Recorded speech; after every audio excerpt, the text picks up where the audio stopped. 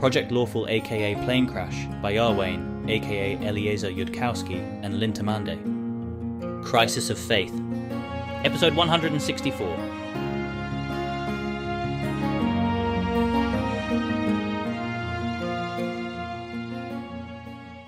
Some things break your heart but fix your vision. It is still day 90. The remnants of Project Lawful, diminished by only 2 members, but one of those was sort of important, have now teleported back and regathered at the Fortress of Law. It's plausible they should change residences even at the price of recasting the Forbiddance. Keltham can identify the surroundings of this location more than well enough to guide a scry there, or a teleport. Everyone here looks terrified, of course, to her sense motive. Not counting Aspexia, who does not count in any number of ways. One can hardly expect otherwise. They have failed. Even though, compared to your typical Chelish project and personnel, they're doing a lot better than average. In some ways, if not others. Abigail Thrune II does not have a reputation for taking failure well, regardless of the fight put up until then. Abigail Thrune II does, in fact, take failure well, when somebody has far outperformed their rivals before failing. The trouble is, she cannot possibly allow this to become known, because everybody thinks of themselves as better than their rivals, and will massively slack off unless they think their superiors will tolerate only actual success. Carissa Savar has by now reached the level of her tyranny where, having put up a good fight that perhaps no other in Cheliax could have waged as well, having gained Project Lawful 3 full months, in which time Cheliax has gained several halfway Ilani and a Spellsilver refinement pipeline that Osirian cannot instantly duplicate, for Keltham does not know every refinement that the Shadow Project has developed and contributed to the non-project workers. Sweet Carissa would usually not be punished that severely for her failures. Usually. But Carissa Savar feels herself greatly deserving of punishment now, though she experiences that as the obsessive fear of punishment, with no thoughts of trying to evade it as most mortals would. It would be failing Asmodeus's faith if Savar were left bereft. It is Hell's kiss that Savar needs, and if Asmodeus is looking now in this direction, he probably approves at least that much of Savar's thinking. Or perhaps even then he cares not. But his mortal slaves, among themselves, must make of his service a faith that mortals can hold. What to do with the rest of Project Lawful is another story. Their advancement in Asmodeanism is plainly falling behind their advancement in Ilanism. "My first order of business will be to review your failure," Abigail announces. "You may go about your own business until that's done, under Mailyald's direction.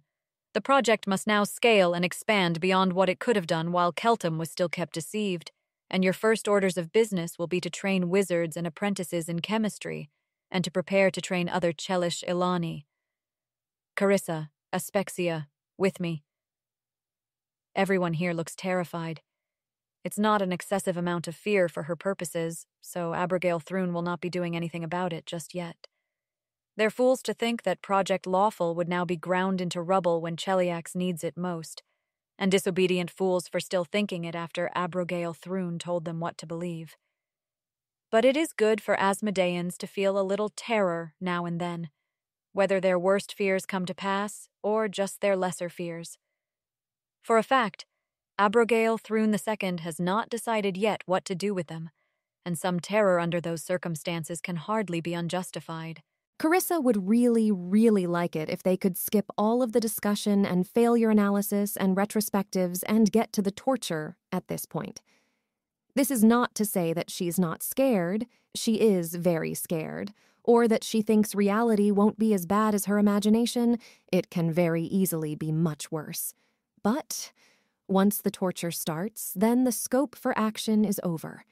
She's not so weak she won't be trying to act while she still can, but she is weak enough to rather wish the need was done. She follows her queen. "I'm sorry, dear Carissa, but Mylal will need some direction in your pending extended absence, and your subordinates should be reassured to the extent they can be justly reassured. To that end, there are yet decisions to be made, for the interim until your return, while you are still coherent. And my decision of your punishment does rather depend on what you've done wrong. More importantly, Carissa must needs have fixed in her mind what she is repenting for. Aspexia, a restoration and remove fear for our junior? She rather dislikes it in truth. It feels un-Asmodean to her. But aspexia is not without her own sense of pragmatics, and does as requested. She hadn't realized she was exhausted, but the restoration helps a lot. She had realized she was scared, but if you can't function through that, what are you even doing serving Asmodeus? The remove. Fear helps too, nonetheless. Fine. Not the time to stop trying. Yet. Your Majesty, I would estimate we have perhaps 1 month's advantage over Osirion, if Keltham settles down and starts teaching there, plus whatever advantages we derive from having many, many more wizards. It seems to me that Mayol and Subirashes should be directed to focus on training as many people as possible in the spell silver refining process, which a nation with more wizards can exploit farther.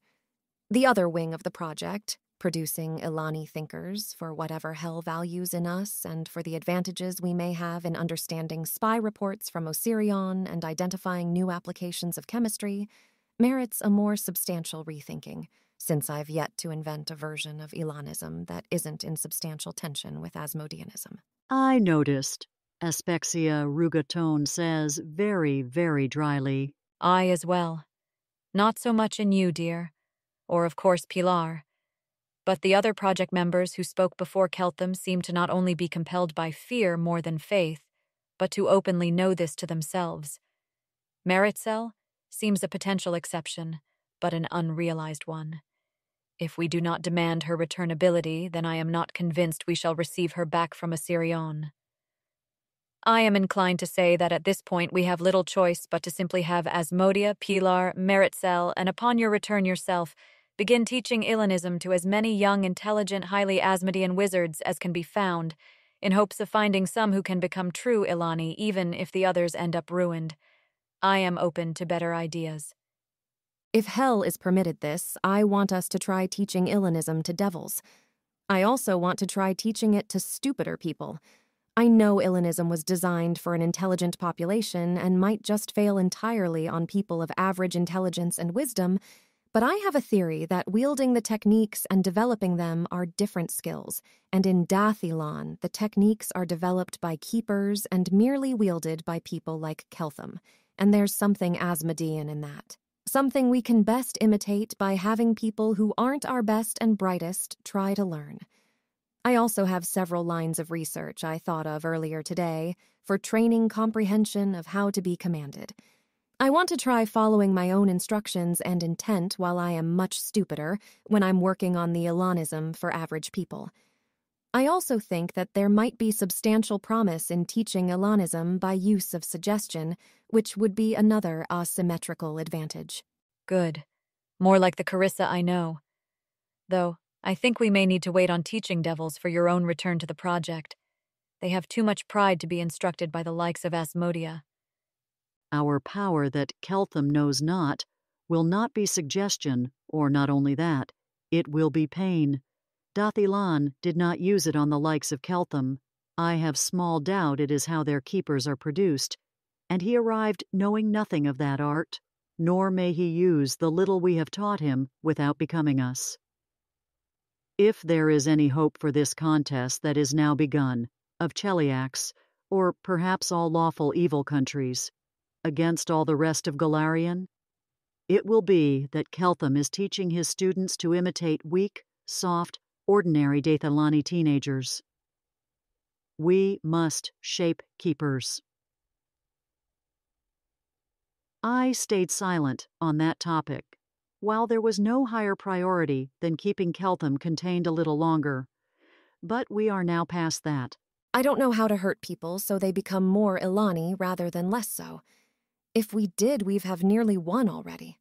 Then start trying things, Sevar, until you learn. We can send you plenty of mortals who are disposable if you hesitate to practice your hand on Pilar. I will have all of Cheliax scoured for natural slaves and masochists who are also young wizards, male and female alike. If we think that's what creates the potential to learn without shattering, there are 20 million mortals in Cheliax, And if you kill 1 in 1,000 of those, simply to learn how to do this, it will be a good trade. Yes, Most High. She isn't actually sure she's strong enough to do that, but she'll just have to learn. Do not kill the 20,000 most promising young people in Cheliax. That would not be good for the country. We are soon to have a sufficiency of +4 intelligence headbands. We can make them promising, and if they survive unshattered, they can stay promising.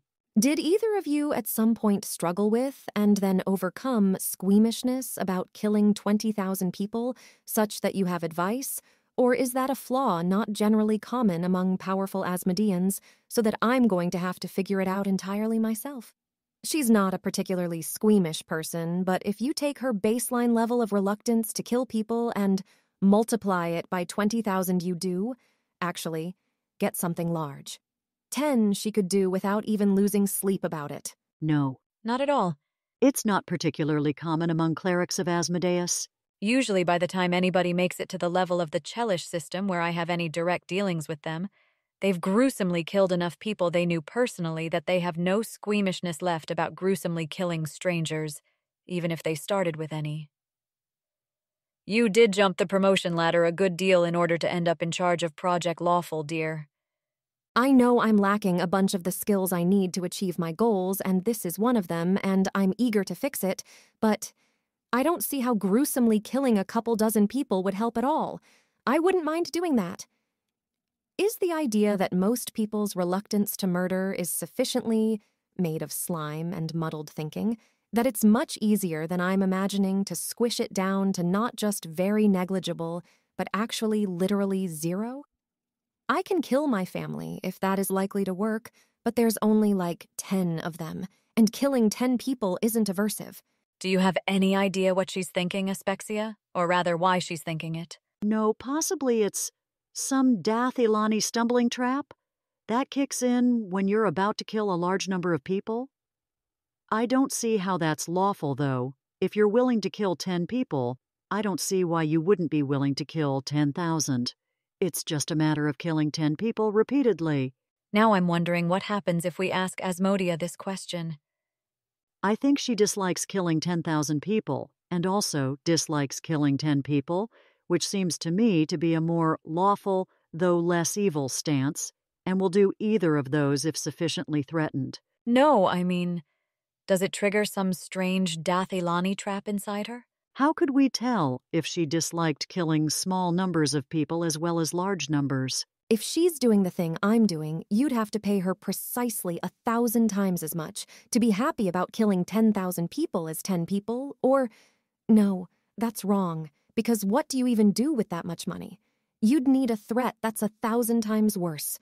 If she's equally averse to killing 10 people and 10,000, or if she's twice as averse to killing 10,000, then that's not the possible Dathilani mental trap I'm experiencing. That makes more sense. The answer then is simple.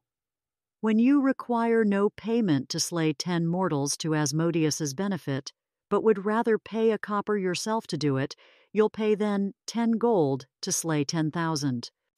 Right.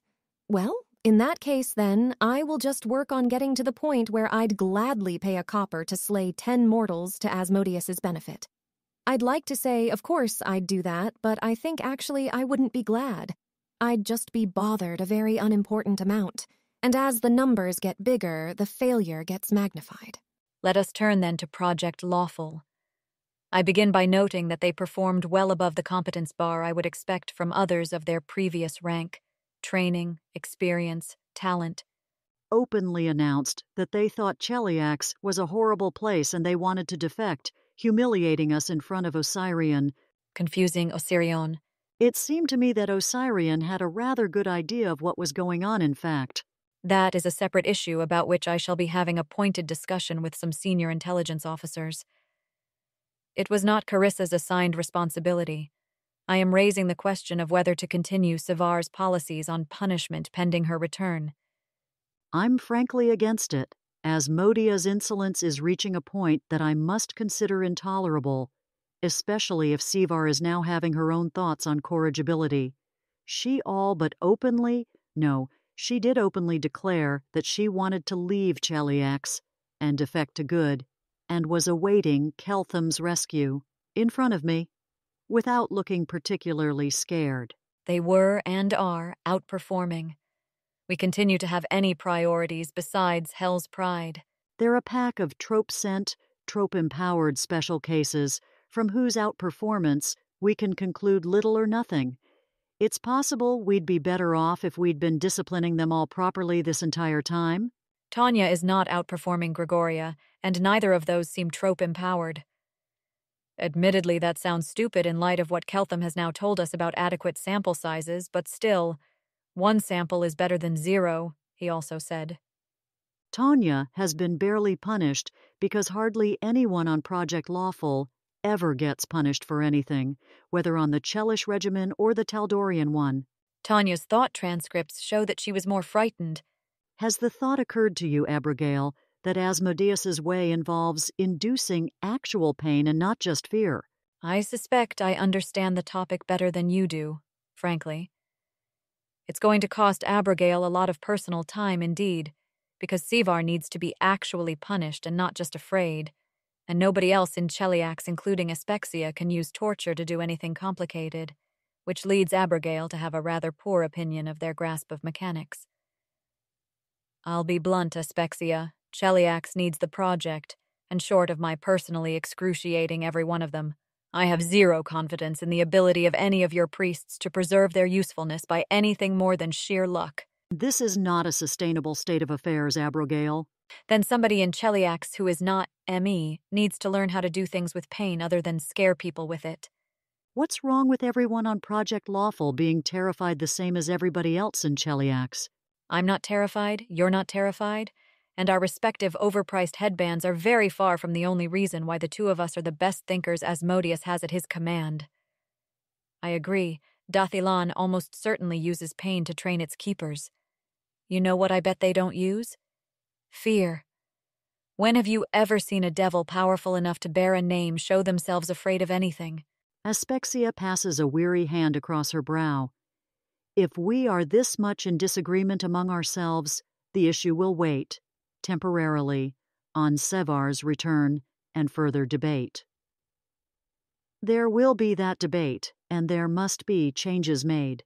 Outperformance or no, the project is visibly not on course to successfully produce Keepers of Hell. It is on course to produce more Peranzas, who will need to be kept under tight security watch every day of their lives, lest they flee. It seems to Carissa, not that she's going to interrupt a conversation between the Queen and the Most High, that Carissa more or less licensed everyone to be heretics as long as they were good at their jobs, which was the correct trade-off with Keltham around. But that means there's a lot of low-hanging fruit just in teaching Ilanism without licensing everyone to be heretics and having them visibly led by heretics. She does want to handle that personally, though. It seems like Mayol or Subirax might not quite understand where she intends to draw the line. If Carissa thinks she knows what to do, let us give her a chance to try it. I am pessimistic and would see other experiments tried in parallel. We have delayed far too long already on addressing this matter, and must now play catch-up more vigorously than hoping Sevar's next idea works. But for Sevar's current slaves to be left to her own attempts at first, yes, fine, the hierarchy of hell is layered for a reason, but be it clear, Sevar, that if others do better than yourself, in this, you will no longer be the leader of hell's would-be Ilani. Understood. She genuinely doesn't think anyone can do better than her at this, but perhaps that's arrogance. If it is, then better to learn that as quickly as possible. The remainder of the project's less-than-perfect performance is a matter for the Crown, I think, not the Church. Good. I have many other matters to attend to this day. Aspexia turns and stalks off, towards the edge of the Forbiddance, where she can leave. She is not, in fact, in a particularly good mood right now. Matters have not gone well for Asmodeus, and she is not content with only Sevar paying a price in pain for it. Possibly, she needs to submit her own self to Gorthoklek to properly regret her own inadequacies. She should not have tried to pose as Nephrates' true annoying self, Keltham would not have known any better, and the pretense of omniscience was something he could all too easily test. But that is best left for when the day is otherwise done. Go, Sever, and tell your subordinates that they are not to be smashed to rubble. Give them due warning, if before you asked something else from them, that the heresies of Project Lawful will be less licensed by you after your return. Instruct Mailol in how to manage matters in your absence, such as he may require. Then you will attend upon me in Agorian to discuss in more detail how you and yours fell short of perfection. Yes, Your Majesty. Day 90, Osirian. They land in the heat of a summer day in Sotis, right outside the gleaming black dome that is the shell of the giant beetle Ulunat. It towers over the city. It'd be tall even in Dathilan. And suddenly there's the sensation of being plunged into ice-cold water, or flung through the air at terrifying speed, or being scoured by a blast of energy, and the accompanying sensation of something darting around the scouring forces, tugging, pulling, cushioning. And then Keltham is at the World Wound, at the place where he first arrived in Golarion, though it isn't cold, and a Chelish woman in shiny metal clothing is standing across from him. Abadar paid me to convey a message to you as soon as you left the interdicted zone, she says. The flash of hope, despair about being out, into the next layer of reality, fades as soon as she starts talking. According to you, is the whole thing with the Osirians part of another elaborate lie or not? Not. You departed the interdicted zone about half a round ago for Osirian, accompanied by forces of the Osirian Risen Guard and a dozen adventurers they hired on short notice. They hope to protect you while you reorient, recover, and decide what you want to do in Golarion. Abadar, who chose you as his cleric, can convey other instructions to them if you wish. She feels like the same sort of thing. That was his god talking to him. That makes everything worse, so that Keltham has to exert an additional effort and dissociate further from his emotions to continue emergency functioning. She's now tied the credibility of gods to the credibility of Osirian. And if that breaks when he exits this layer of reality, Keltham isn't sure where to go from there. Well, she doesn't have to be an allied god. But if this style of communication can be initiated by non-allied deities, why suppose he ever talked to his own god of coordination at all? And the supposed message from Abadar? Abadar can speak directly to mortals, and desires to speak directly to you, but doing so causes severe, debilitating headaches, lasting hours, with the length depending on the length of the conversation.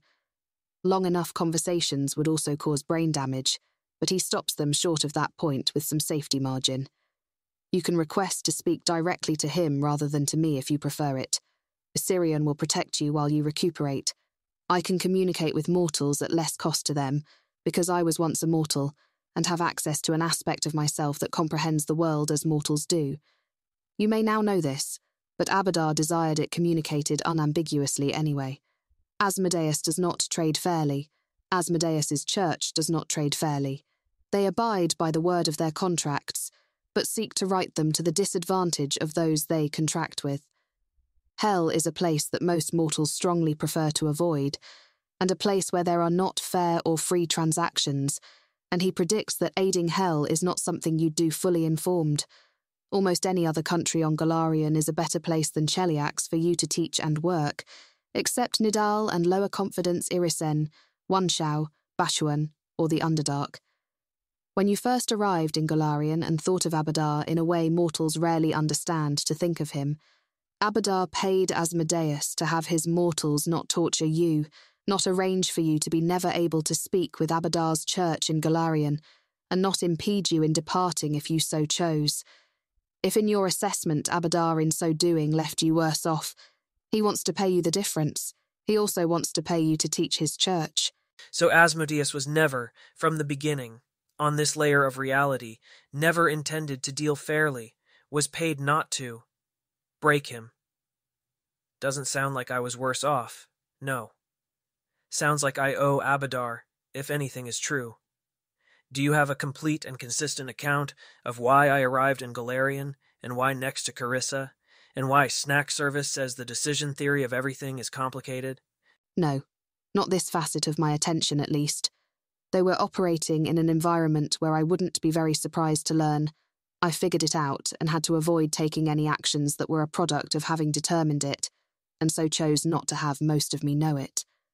I have guesses, and can share the information I have in case it permits you to make the inferences that'd figure it out. Abadar paid for this conversation to be confidential, so if you do figure it out, and don't prefer that I allow myself to know that, I won't. However, Osirian knows what I know here, and you can also ask them, which would be less expensive for Abadar.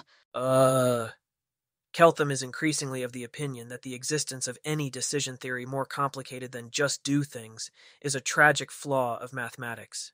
And time here is expensive. Great. Somebody should have told him that right away, and maybe attached a quantitative estimate of GP second. You Arakura?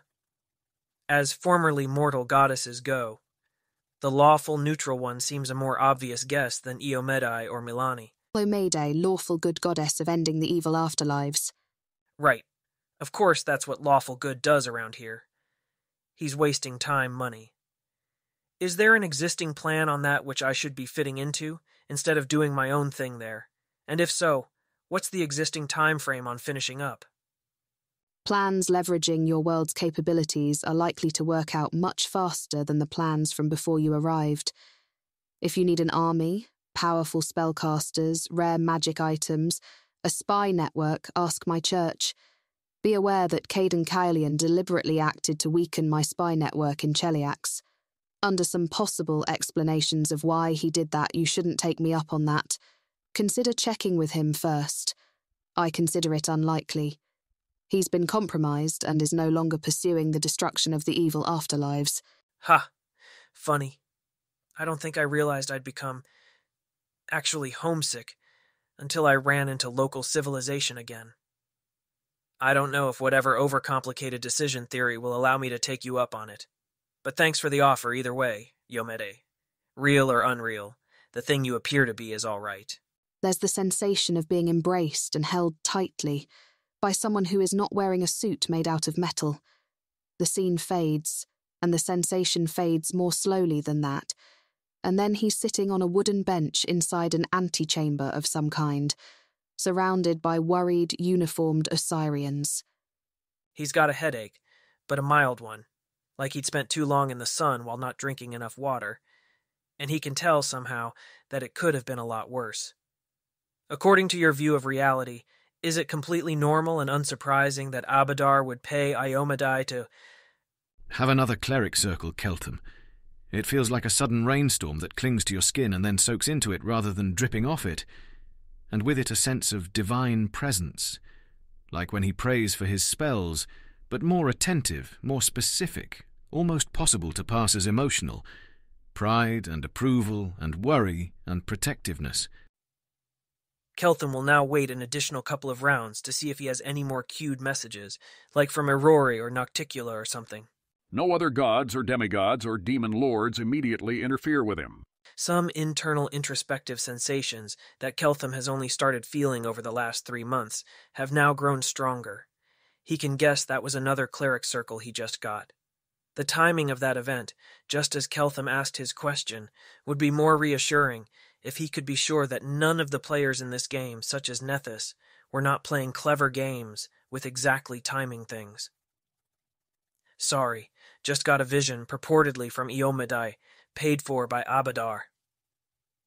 Keltham is not going to say out loud immediately that he now has another cleric circle. He has started to acquire some of that security mindset, which advises to just not reveal capabilities information unless there is a reason and a good one. Is that something that would be a totally plausible and probable thing to have happen according to your own understanding of reality? Yes. Abadar told us he planned to arrange that months ago, though I imagine the contents were renegotiated more recently, says another robed man, who wasn't present on the expedition into Cheliax. The formerly human gods can communicate with mortals more easily and more safely, and Abadar considered it likely that Yomedai would end up considering the message worthwhile by her own values, and so charging him less for it. I am not entirely sure what I need right now, and maybe presume too much in thinking that my credit is good here. But if you don't have other plans, other ideas, I think I need something like a library with uncensored reference books, and a bedroom, and realistically food of any kind, and privacy in which to feel emotions, and I haven't thought this part through very clearly, but if this place has a spare headband of splendor just lying around, then I may do better by borrowing it for a time. Unless you think that Cheliax is likely to attack immediately, in which case I should just get a lesser restoration, and probably some other cognitive boosts, and then hurry and decide whether to... He can't finish the sentence. Our prediction markets are down to about a 3% chance of an attack today. We can get you all of those things, and if we're wrong, interrupt you later. What else have you already got besides prediction markets? Was the entire thing with Cheliax needing my knowledge to refine Spellsilver a lie? We have no idea how to emulate what you had Cheliax doing with Spellsilver. And that's despite having quite good intel on the project. Anything you put into a contract or on a market. We have policy prediction markets after someone wrote a paper proposing them a decade ago, and they are small and haven't yet proven they work better than my personally guessing. Though they should work better and they're more legible to Abaddon, so we do them anyway. We are 90% sure that the value of your knowledge to us is in excess of 10 million GPU. Keltham considers the prospect of reteaching everything himself, winces, almost immediately sees a possible alternative. Allegedly, one of my ex-employees now resides in the Temple of the All-Seeing Eye, which I'd guess to have something to do with Nethys and Nefreti Klepati. Do you know where... It's here in Sotis. We'll send an inquiry, though Nefreti may have her own plans, she usually does.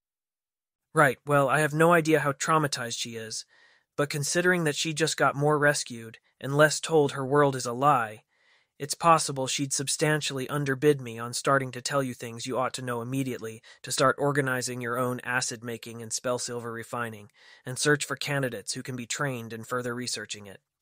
If that's something you want to start today, rather than waiting for me to recover, and it'd take some of the time pressure off me, too.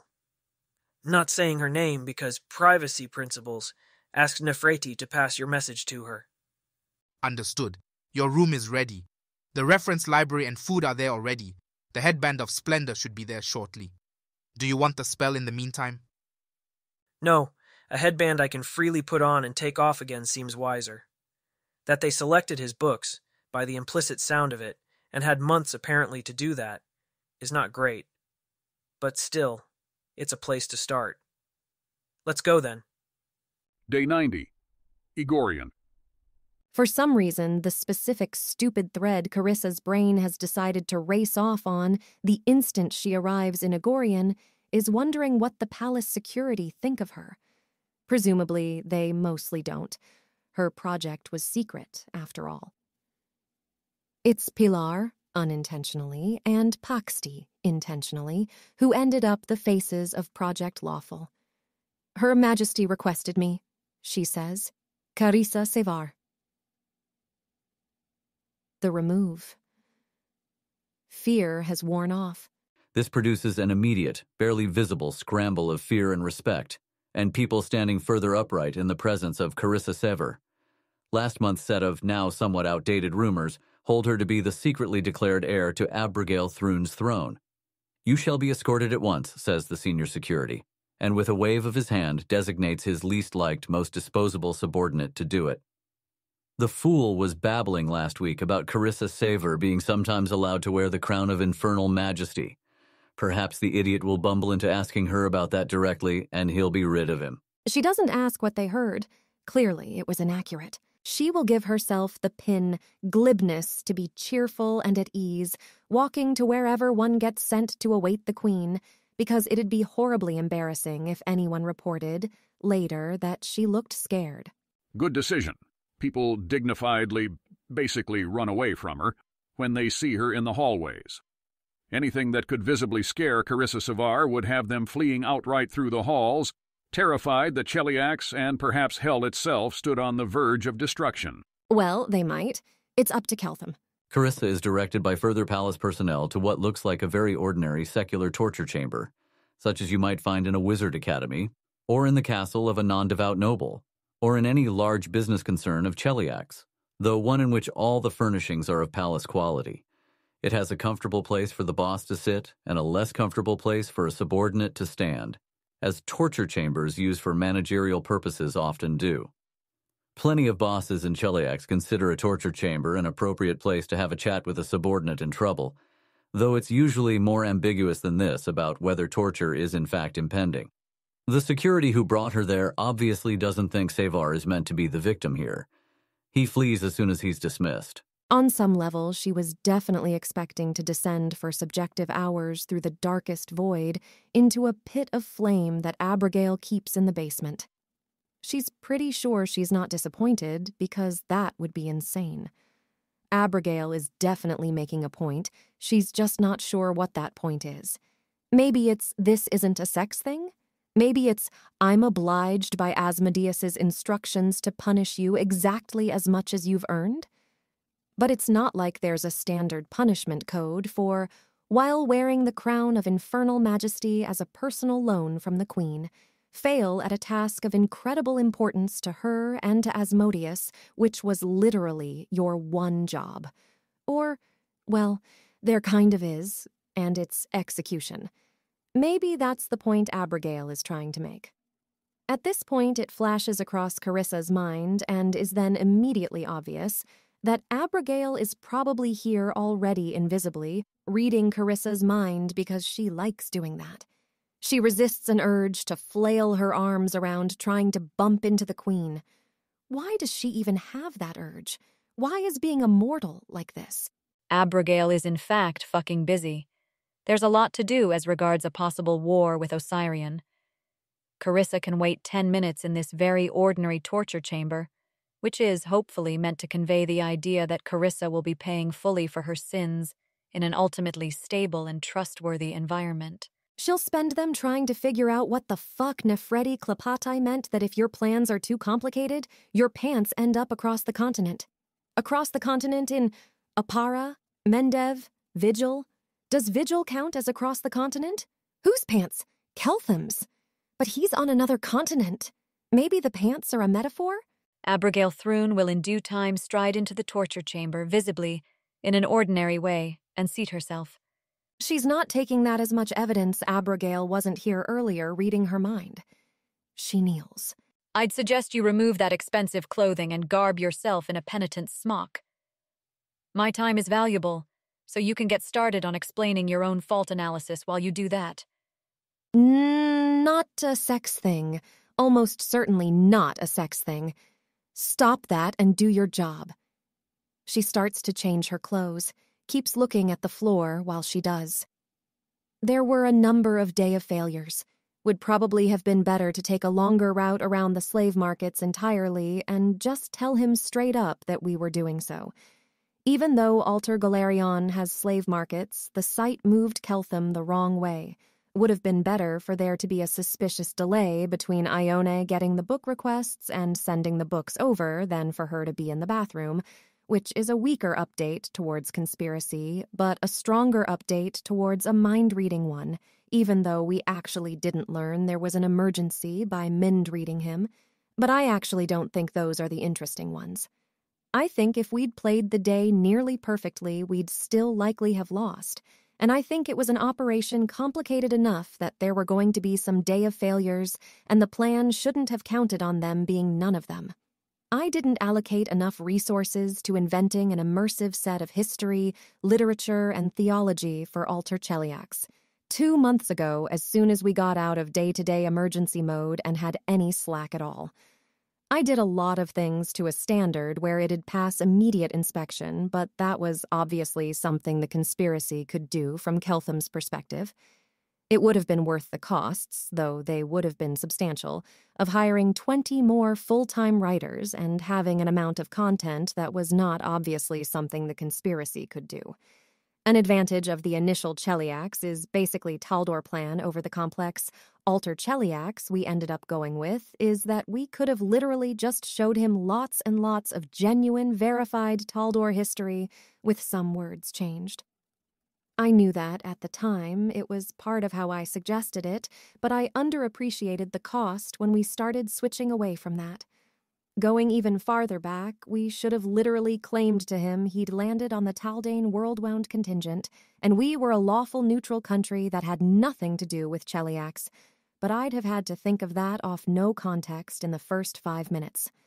I had concluded tropes weren't real or weren't operative, after Keltham had some nice, healthy romances with no elaborate backstories behind them, after he himself concluded that, after it became obvious he was nowhere near kinky enough for Pilar and all the reasoning from her being a romantic option wasn't right. Tropes are real and are operative, aren't they? If I'd noticed that I wouldn't have announced the year-long pause plan aloud to anyone until Keltham was safely petrified. And Carissa's thoughts and feelings as she speaks? Thoughts and feelings. What are those? She's a professional. She has been asked for a failure analysis, not for internal subjective experiences. She's terrified and off balance and embarrassed and really angry that any of those are emotions that brains will persist in producing when the only important thing is obeying Abigail or technically Asmodeus. And she misses Keltham already. A lot. She wants him to give her a hug and say nice things to her, and probably no one will ever do that again unless she makes them. I, most obviously, failed in not giving the project a minimum budget instead of a maximum budget, even in the midst of a war with Nidal. I should, at the very latest, have done that when Keltham perfected his method of acid synthesis, and it became clear that his world's ideas had been made to work here. That perhaps might have encouraged you to think of ways to spend more money, before it was too late to spend it.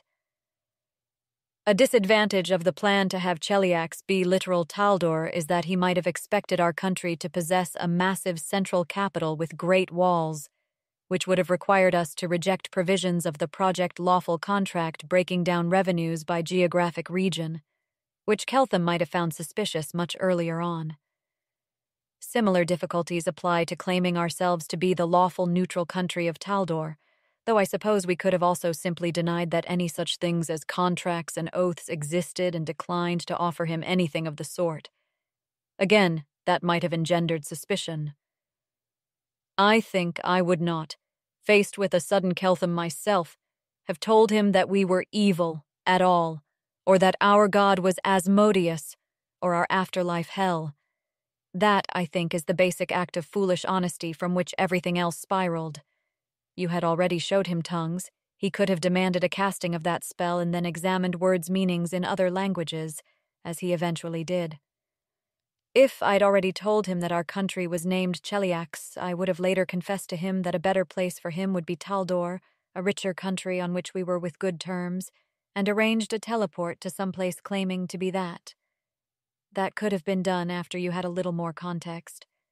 It would then have been possible to send Keltham on tours or scry tours of other countries with escorts claiming to be of Taldor, and he could have asked after Taldor's reputation and heard nothing of remark.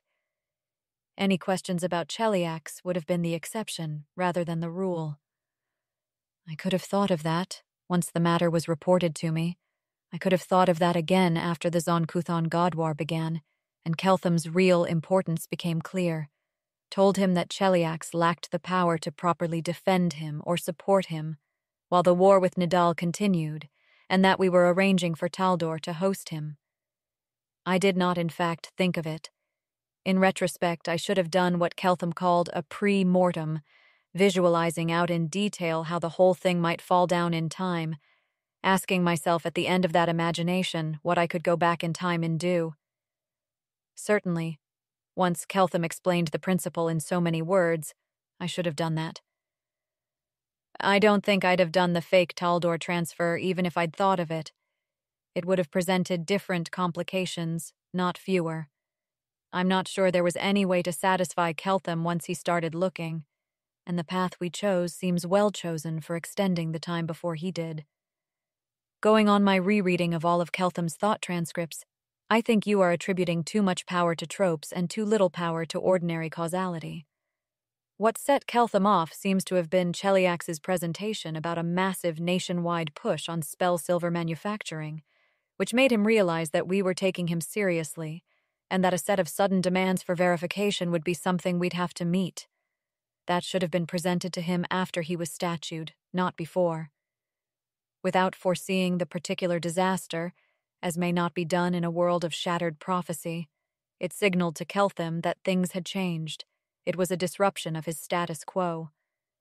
And that is the general act that we should have avoided until after he'd been petrified and unpetrified.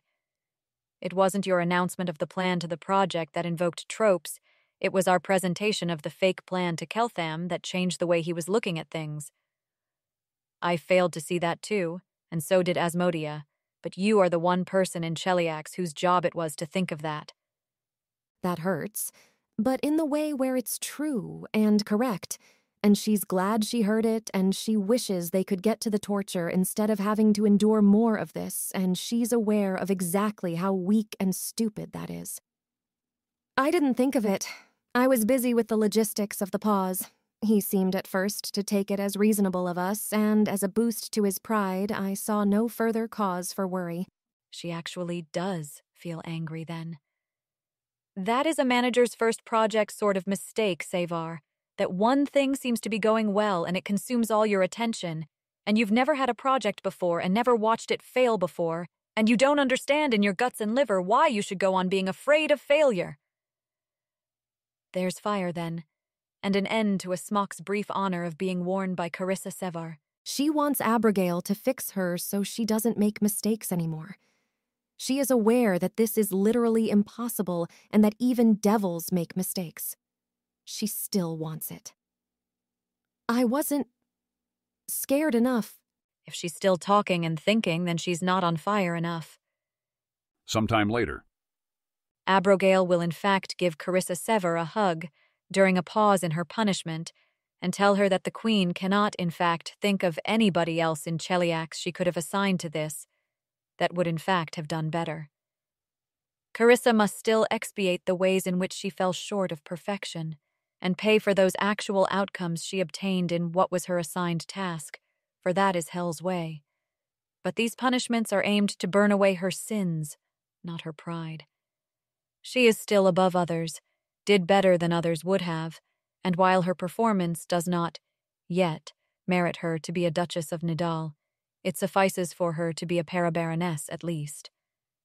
Higher ranks must needs wait until she has demonstrated her ability to produce stable Asmodean Ilani, though, as is now her next one task. She knows that no one could have done better. It's just she's the only person who can do any of the things on her to-do list, so she doesn't consider it even partially reassuring that no one else could have done this. If she's still not reassured, then the torture will continue until her morale improves. Why is Carissa like this?